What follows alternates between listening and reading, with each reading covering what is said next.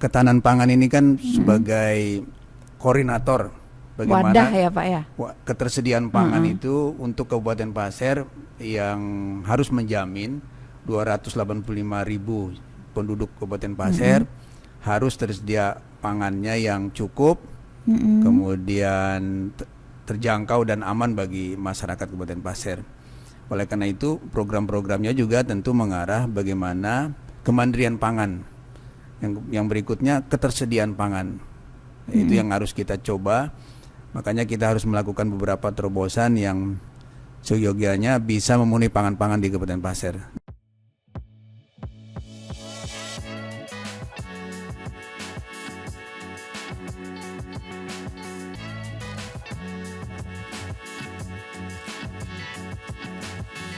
Ya, bersama Dinas Komunikasi Informatika Statistik dan Persandian tentunya di podcast kita hari ini bersama saya seperti biasa Mila ya, di mana hari ini hadir di tengah-tengah kita Bapak Insinyur Taharudin, di mana beliau kesehariannya bertugas sebagai Kepala Dinas Ketahanan Pangan. Iya, tentunya kita hari ini alhamdulillah ya sangat sulit untuk bertemu kita Pak ya. Siap. Karena kegiatan-kegiatan Bapak di mana banyak dan hari ini meluangkan waktu untuk hadir. Terima kasih Pak ya atas kehadirannya. Dan tentunya apa kabar hari ini Pak? Alhamdulillah baik. Assalamualaikum warahmatullahi wabarakatuh buat pendengar semuanya. Dan kita sehat. Iya, sehat terus Pak dan amin, semangat amin. Ya. Dimana kita sesuai dengan moto kita ya, Pasirmas. Pasirmas, maju adil dan sejahtera. Ya, kita sejahtera terus. Ya. Amin. Ya, tentunya di Dinas Ketahanan Pangan sendiri Pak. Sebelum saya menanyakan kita di mana hari ini kita temanya outlet pangan Pasir ya, outlet pangan Pasir. Nanti saya juga akan nanya masalah definisinya tentang outlet ini. Siap. Tapi di sini saya akan menanyakan terlebih dahulu. Dinas Ketahanan Pangan itu meliputi apa saja? Ya. Oke, makasih Mbak Mila dari Kominfo. Kita bisa bertemu dan silaturahim hari ini menguraikan tentang apa sih Dinas Ketahanan Pangan. Kalau berdasarkan Perbup yang baru nomor 19 tahun 2003, itu Dinas Ketahanan Pangan itu meliputi tentang bagaimana penanganan kerawanan pangan. Yang kedua, ketersediaan dan stabilitas pangan. Yang ketiga, penganekaragaman konsumsi pangan. Yang keempat, keamanan pangan. Nah, itu yang kita menjadi konsen Dinas Ketahanan Pangan dalam melakukan program dan kegiatan. Jadi tentunya di sini apakah bahan pangan yang ada di Kabupaten Pasir aman stoknya gitu Kak Pak? Siap Bapak. Oh ya.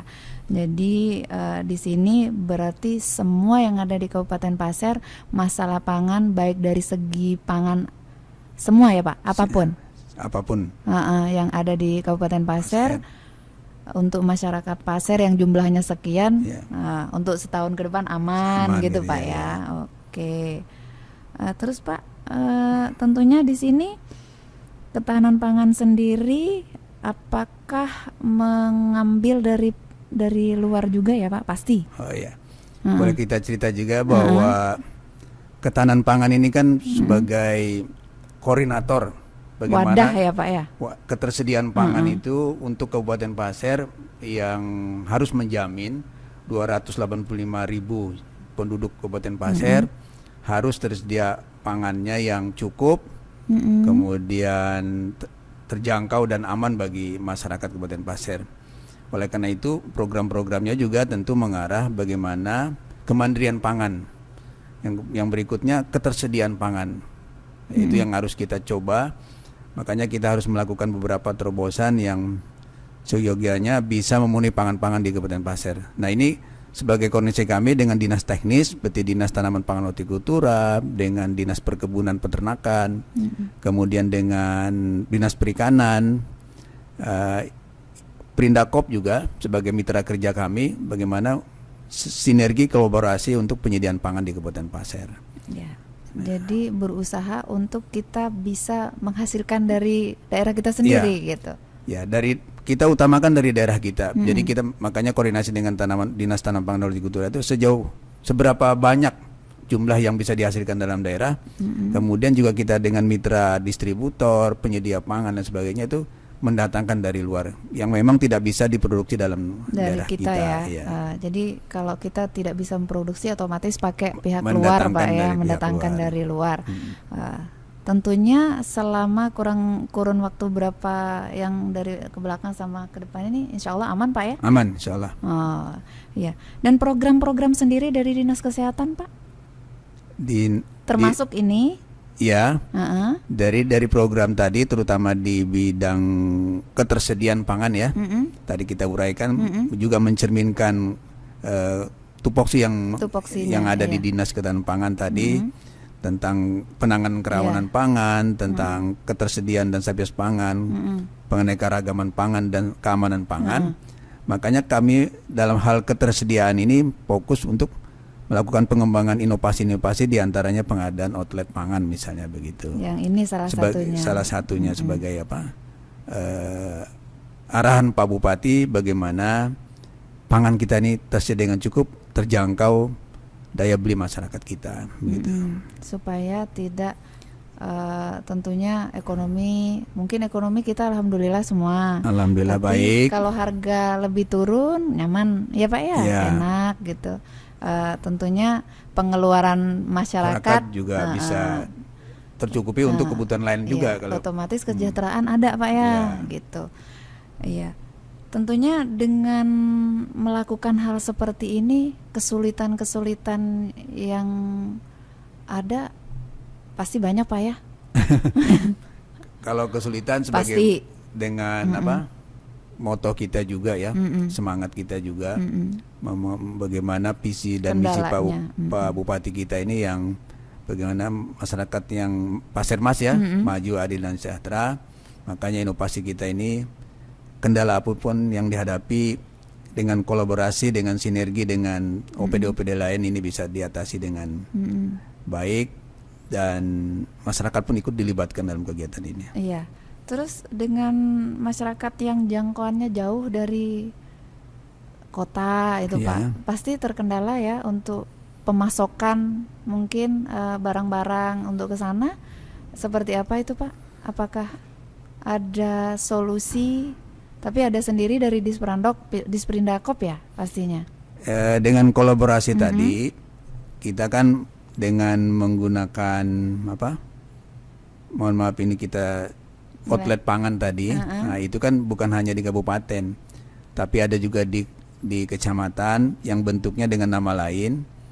Kita dalam rangka penanganan kerawanan pangan tadi, itu juga kita dorong produk-produk dalam daerah, kemandirian pangan yang ada di masing-masing desanya, sehingga mereka tidak kekurangan, terutama yang pangan pokoknya gitu ya, seperti produksi beras, sayur-sayuran, buah-buahan itu justru sentranya ada di pedesaan. Jadi kota ini memang kan masyarakat tidak memproduk pangan, tapi dari produk-produk pedesaan itulah yang dibawa ke kabupaten.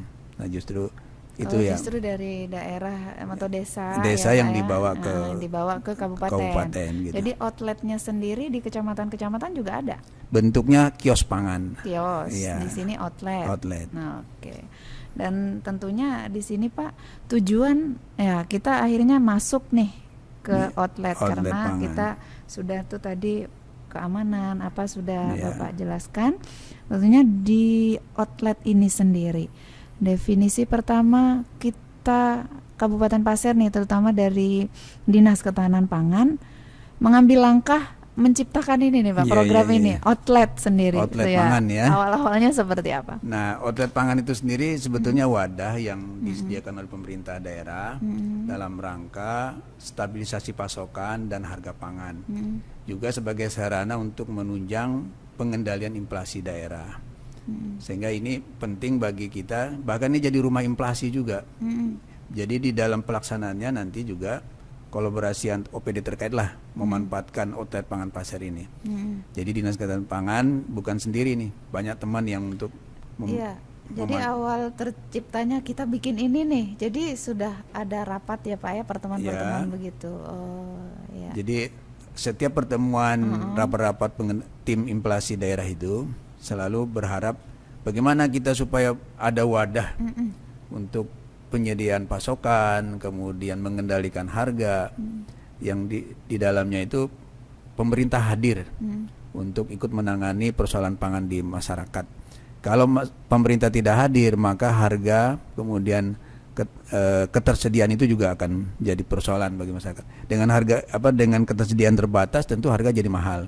Tapi kalau ketersediaannya cukup, kemudian harga kita kendalikan, maka masyarakat yang paling sejahtera yang terbawah bisa menjangkau itu. Nah, ini semua teman-teman di OPD terkait konsen kait hal ini, makanya terbangunlah outlet pangan ini.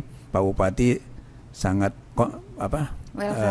welcome untuk kegiatan ini. Makanya beliau menyediakan tempat yang khusus gitu. Silakan kembangkan dengan baik, kata beliau gitu. Dalam rangka juga mendukung Pasir Mas kata beliau. Iya, tentunya dengan adanya outlet ini sendiri di Kabupaten Pasir, tentunya di Tanah Grogot ada posisinya di RA Kartini ya Pak? Iya, di RA Kartini. Di Tanah Grogot di RA Kartini, ya.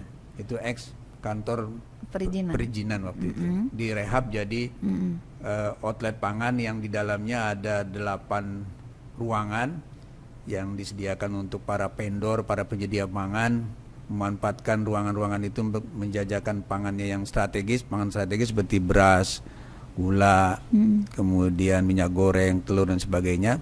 Mereka memanfaatkan itu sesuai dengan ketentuan, tidak diberi bebani biaya.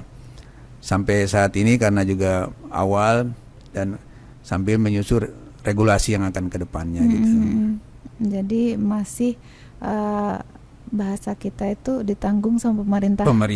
Ya. Jadi mereka kalau ke depannya sudah bagus, sudah mandiri, ya bisa dilepas Pak ya bahasanya. Mereka sendiri yang melakukan.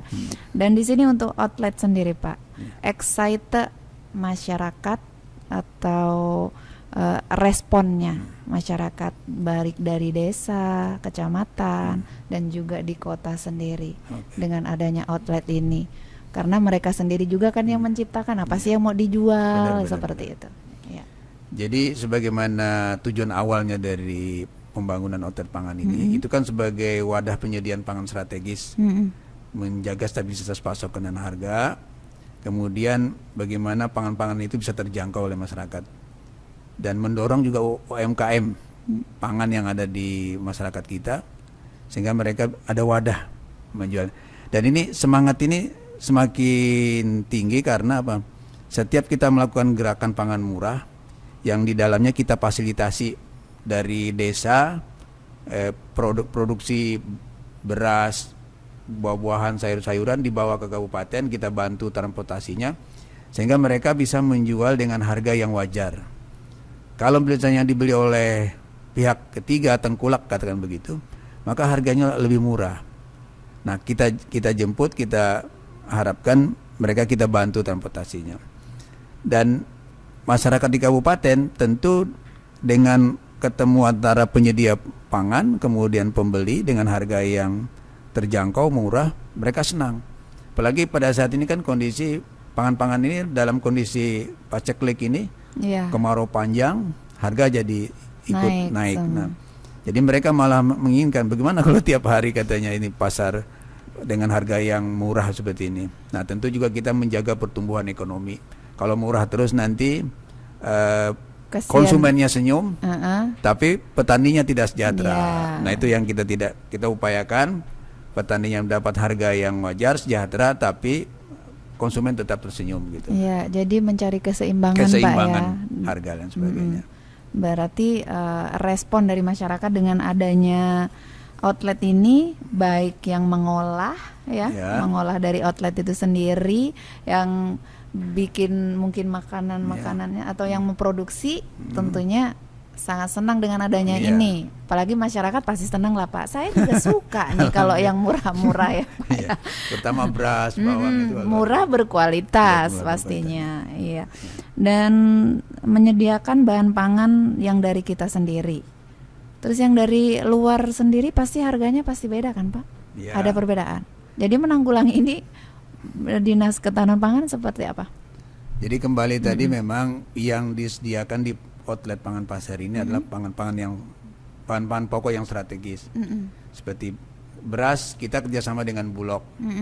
Kemudian Gapoktan, KTNA, kelompok tani nelayan andalan yang juga mengakomodir Gapoktan yang ada di dalam petani itu yang menyediakan berasnya. Itu nanti transportasinya kita bantu dari tempat produksinya ke outlet pangan. Nah ini harganya akan lebih murah. Kemudian yang itu produksi dalam daerah. Kemudian yang dari luar seperti yang tidak ada itu minyak goreng, gula dan sebagainya itu, tepung, telur. Itu kita datangkan dari luar. Kita kerjasama dengan BUMN pangan yang dari Balikpapan, kemudian Bulog juga, kemudian ada perusahaan swasta yang menyediakan telur. Itu terutama telur KTM, Kutai Timur Kutai Ternak Mandiri, itu yang dari Balikpapan. Telurnya segar sekali tuh. Ada omeganya juga katanya. Jadi untuk kecerdasan otak lumayan. Kuningnya juga kualitasnya bagus. Mereka harganya kalau di Balikpapan 60.000 misalnya. Tapi kalau dia bawa ke sini tanpa ada intervensi pemerintah, maka bisa 65, bisa 70 per kilonya gitu ya. Nah, tapi dengan bantuan pemerintah setiap 4 momen itu, 4 momen di dalam menghadapi Hari Besar Keagamaan dan Hari Nasional, maka itu ada intervensi pemerintah dalam bentuk bantuan transportasi. Barang dari Balikpapan kita bawa ke sini, harganya sama dengan Balikpapan. Jadi tetap 60. Bahkan di pasar sudah ada yang 65 kan. Nah, kita tetap dengan harga yang murah. Masyarakat makanya selalu menunggu ini. Kapan lagi katanya kegiatan ini. Outletnya ini. Kami sudah melakukan ini sudah yang ketiga kalinya, karena di dalam target kami 4 kali dalam setahun. Menghadapi Idul Fitri, menghadapi Ramadan, Idul Fitri, Idul Adha, Hari Besar 17 Agustus kemarin, Gebiar HUT RI juga. Nah nanti yang akan datang nih pada saat Oktober terakhir kemarin, itu Hari Pangan Sedunia. Kemudian nanti menghadapi Nataru sekaligus hari jadi kabupaten kita ya. Iya. Nah itu juga kita tunjukkan Pasir Mas di situ bahwa memang kita menunjukkan bagaimana masyarakat itu bisa sejahtera dengan pangan yang terjangkau bagaimana. Iya, tentunya harapan masyarakat bukan hari-hari besar aja sebenarnya Pak ya. Tapi kondisi kita kan belum nyampe ke situ. Harga tetapi alhamdulillah sih harga agak sedikit berkurang nih mulai. Kemarin sempat menanjak, ini sudah mulai berkurang. Tentunya PR dari Dinas Ketahanan Pangan, juga dari Disperindakop dan yang terkait, instansi terkait sangat banyak nih Pak. Apa nih yang dilakukan dari Dinas Ketahanan Pangan dengan hal yang seperti ini? Jadi kita juga selalu dalam pertemuan-pertemuan rapat itu mendorong bagaimana produksi dalam negeri kita tingkatkan. Kita juga melakukan rakor kemarin, stabilisasi pasokan dan harga pangan. Itu masing-masing OPD itu sudah membuat program-program kerja. Misalnya dari Dinas Perindakop, dia akan mencoba bagaimana membuat pabrik minyak goreng mini yang kapasitas sampai 200 liter. Itu nanti dikemas, dijual di outlet pangan harapan kita. Sehingga itu bagian dari inovasi dari teman-teman dari Perindakop untuk penyediaan minyak goreng dari sawit kita ya. Dari kita sendiri. Nah ini sudah dirintis.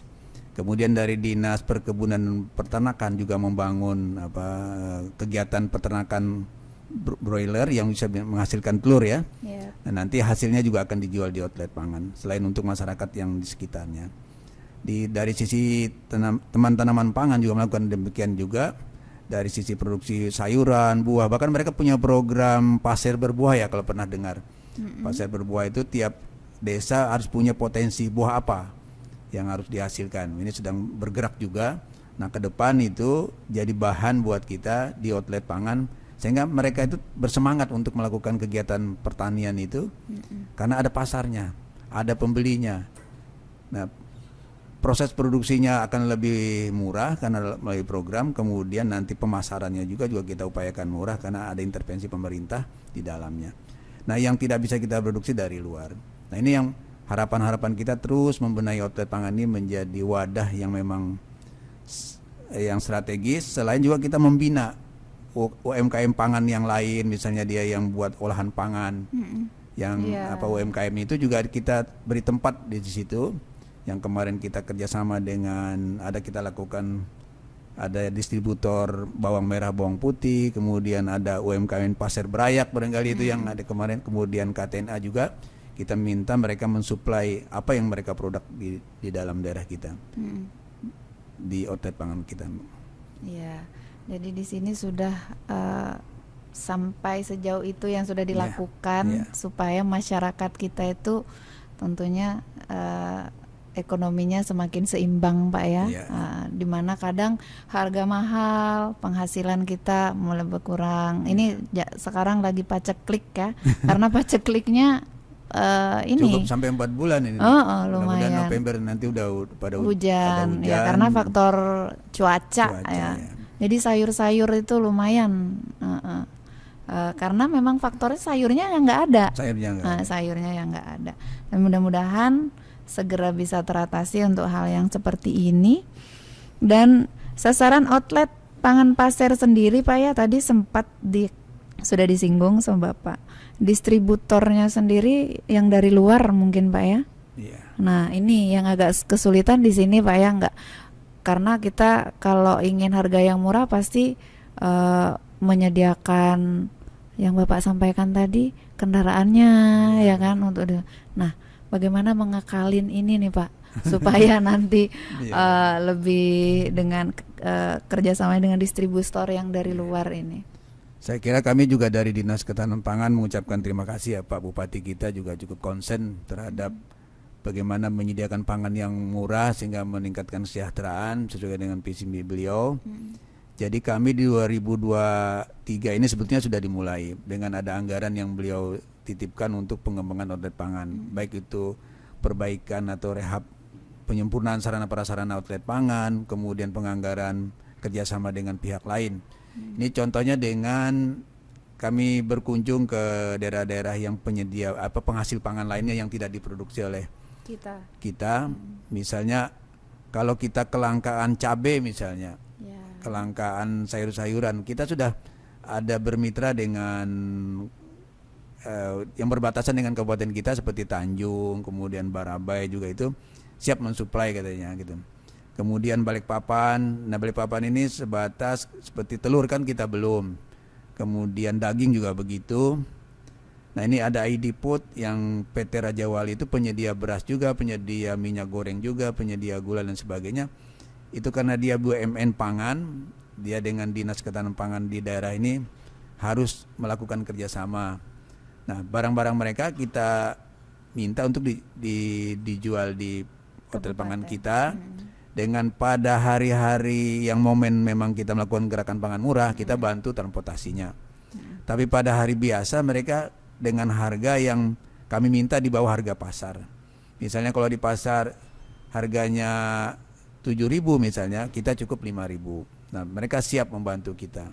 Jadi pendekatannya dari kalau B2B, business to business, tentu mereka akan menjualnya lebih di atasnya ya, Pak, ya? Profit yang diharapkannya. Tapi karena ada intervensi pemerintah, maka harga ini bisa dikendalikan. Nah, karena tujuan dari hotel pangan sendiri itu bagaimana menstabilkan ketersediaan dan pasokan harganya. Jadi kalau ketersediaannya kurang, tentu harga jadi mahal. Demikian juga harga. Kalau harga di pasar lagi mahal, kita harus di bawahnya. Jadi pihak pasar ini tidak semaunya menaikkan harga. Nah itulah tujuan daripada outlet pangan kita ini. Tapi gini Pak, kadang ada ini bahkan orang pasar yang beli di outletnya ini baru dijual dengan harga yang ada di pasar. Nah menghindari hal ini seperti apa ini Pak? Memang kami sudah mengantisipasi itu bahwa ketersediaan pangan dan stabilitas pangan ini juga dipengaruhi oleh selain faktor alam tadi juga ada perilaku pedagang. Tapi kalau misalnya itu kami atasi dengan jalan, misalnya kalau belanja tidak boleh lebih dari 2. Dibatasi pembelanjaannya. Bahkan memang, tapi kalau dia memang kita tahu kesehariannya jual nasi goreng, jual bubur ayam misalnya gitu, dia perlu berasnya itu, boleh Bu sampai 5, tapi memang untuk dia jualan. Nah ini juga membantu income beliau dengan beli harga pangannya murah, dia bisa jual bubur ayamnya dengan tidak menaikkan harga bubur ayamnya, nasi goreng dan sebagainya. Katanya cocok buat nasi goreng sama bubur ayam. Beras yang kami jual siapkan itu yang di outlet disiapkan, pangan. iya, Ya. di outlet pangan. Iya. Iya, karena memang ya masyarakat, bukan masyarakat kita, mungkin dimanapun kalau Iya. ada yang murah pasti mereka nggak maunya, ih kenapa sih dibatasin cuma 2, nggak bisa ke kita lebih. Nah di sini aturannya yang lain mendapatkan juga Pak ya, akhirnya sudah habis, jam sekian sudah habis, seperti itu. Dan bahkan yang lebih, yang tidak kita harapkan, karena orang pasar sendiri malah banyak dia beli, nggak tahu make, mungkin keluarga seperti itu, yang dimana mereka mungkin anaknya yang disuruh Iya, seperti itu. diakalin gitu ya, Otomatis petugas kan nggak tahu ya kan Pak. Tidak bisa menyalahkan dari petugas outlet sendiri. Nah di sini namanya beda. Nah makanya sempat saya melihat juga mereka pakai kakak Pak ya. Ya itu kalau sudah terlalu parah kita bisa tegaskan. Ada pakai kakak, bahkan sempat juga tabung gas juga pakai kakak. Kadang saya, loh ada apa nih? Itu di situ harus pakai kakak, seperti itu. Oke Pak, tentunya di sini juga program kegiatan outlet yang sudah ada, Pangan Pasir bekerja samanya dengan Bulog ya Pak ya, KTNA tersebut. Dan di sini juga volume penjualan dari GPM Pak, volumenya apa-apa yang komoditasnya dari GPM juga yang seperti itu, tentunya bisa dijelaskan di sini. Terima kasih Mbak Mila, ini untuk menambah semangat lagi ya. Iya. Bahwa gerakan pangan murah itu memang tadi kita sampaikan 4 kali dalam setahun. Yang terakhir kami lakukan pada tanggal 16-17 Oktober kemarin, itu dalam rangka memperingati Hari Pangan Sedunia. Itu komoditas yang kami jual itu memang beras SPHP namanya. Itu dari Bulog. Itu beras yang ada subsidi pemerintahnya. Dengan harga kalau di pasaran itu headnya 57. Nah, jadi kita harus di bawah itu. Sementara di pasar sudah ada 70 sampai 80 per 5 kilonya ya. Kemudian kita jual minyak goreng juga, yang dari minyak kita itu ada minyak camar dan sebagainya, itu telur ayam itu juga kami buat. Nah, ini setiap pelaksanaan itu masyarakat itu berbondong-bondong. Bahkan sayur segar yang biasanya 5.000 satu ikat, kalau di pasar katanya 5.000 itu dibagi 2 lagi. Iya, palek sayur tambah parah Pak. Iya, jadi 5.000 tuh kalau di tempat kita 5.000 tuh lengkap gitu. Jadi tidak dikurangin lagi. Nah, ini kemarin omsetnya terakhir itu mencapai 221 juta. Jadi yang menikmati itu ya para penyedia-penyedia itu. Kita hanya pemerintahnya menyediakan tempatnya aja. Kemudian promosi, kemudian nanti ke depan kita upayakan yang petani-petani lokal kita itu kemasannya yang harus menarik.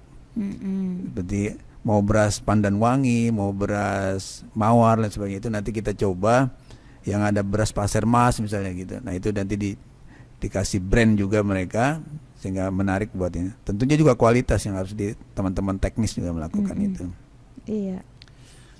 Terus di sini Pak, tentunya kita dari Dinas Ketahanan Pangan, juga mungkin dinas-dinas terkait, ada harapan yang diinginkan dengan pencapaian yang sudah dilakukan adanya outlet ini dan juga dari Dinas Ketahanan Pangan.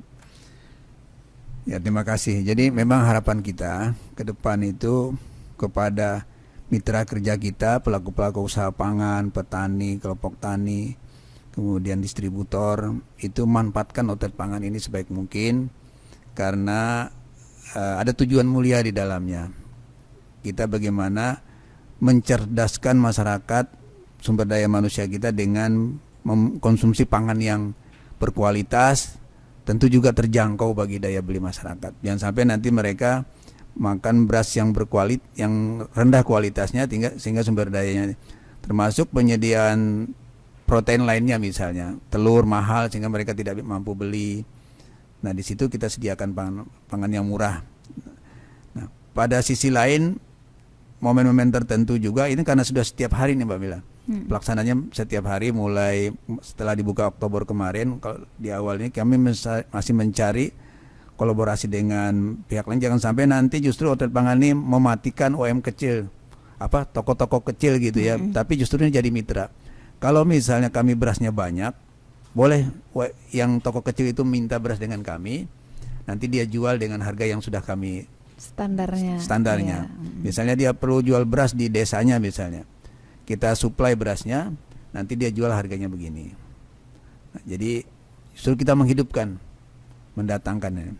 Makanya kami terima kasih juga Pak Bupati ini, beliau juga memfasilitasi kami, ada mobil untuk operasional yang namanya nanti mobil outlet pangan yang bisa menjemput pangan dari desa-desa, kemudian atau mengantar bahan pangan yang tidak ada di desanya untuk dijual atau didistribusikan secara gratis atau sebagainya. Ya, tentunya harapannya kita sesuai dengan Pasirmas, kesejahteraan ya Pak yang adil dan merata tentunya. Adil dan merata untuk semua. Untuk semuanya. Iya. Terima kasih Pak untuk kehadirannya hari ini. Sebenarnya masih banyak lagi yang akan kita jangan, tapi dengan nanti tentunya tema yang lain Pak ya. Iya, ketemu kembali. Ya. Kami dari Dinas Ketahanan Pangan juga terima kasih atas kesempatan ini. Mudah-mudahan outlet pangan ini bisa dimanfaatkan sebaik-baiknya, dan mohon ini sebagai informasi buat masyarakat agar dapat membeli di outlet pangan dengan harga yang terjangkau dan pangan yang berkualitas. Terima kasih. Wassalamualaikum warahmatullahi wabarakatuh.